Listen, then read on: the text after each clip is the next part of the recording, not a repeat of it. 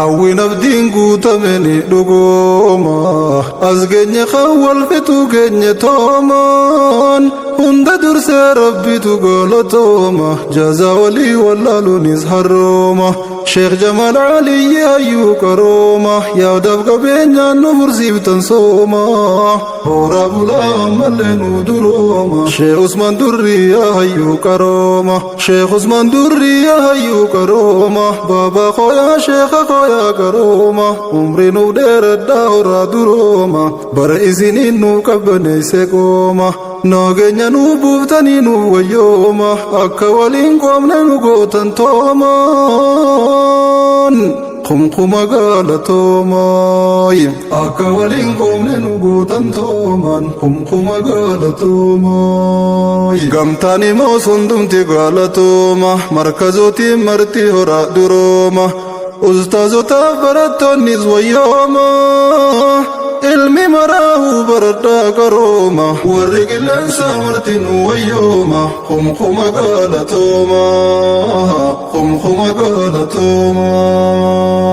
injiinar Faasil Kiyyaa qarooma ansi ibsuuf jechaatu nayyarooma kan gandalachuu cimsitan misooma diinii duniyaas naaf argadhaa durooma isinii fi amirrinis wayyooma isinii fi amirrinis wayyooma tiimii teessan wajjinuuf galatooma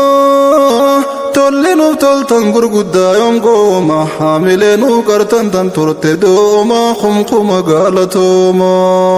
haamilee nuuf qartan tan turte dooma kumkuma galatooma kumkuma galatooma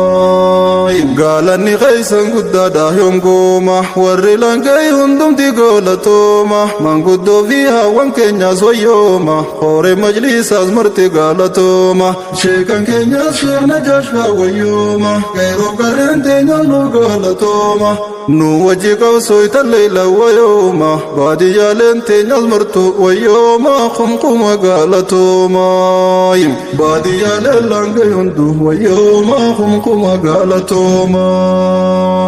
حاجيا فيها وانقند شيخا هندمتي قالتوما قوقان الراشب سيتني ويوما جالن قبصاص هندمتي قالتوما maqaa keeysan dhawee bituuf yaaratu nayyarooma kumkuma galatooma maqaa keeysan dhawee bituuf yaaratu nayyarooma kumkuma galatooma tokkummaadhaaf wal qabadhaa warrooma hanga dur caalaa jabaadhaa hormooma tan tarterraa waa baradhaa qarooma kan tan tarteen beeyne hogguu gowwooma kan tan tarteen beeyne qaraatu dooma osoo qaburraa jireenya sooma rakkoo xiqqoo dhuftu hundaatu qooma wal qabachuun hunda caalaa qarooma namni fi waliif qabeenya yoom gooma wal qabadhaa walii wajjin durooma yoosoo jiraatan cooma wal qabadhaa walii wajjin durooma yoosoo jiraatan cooma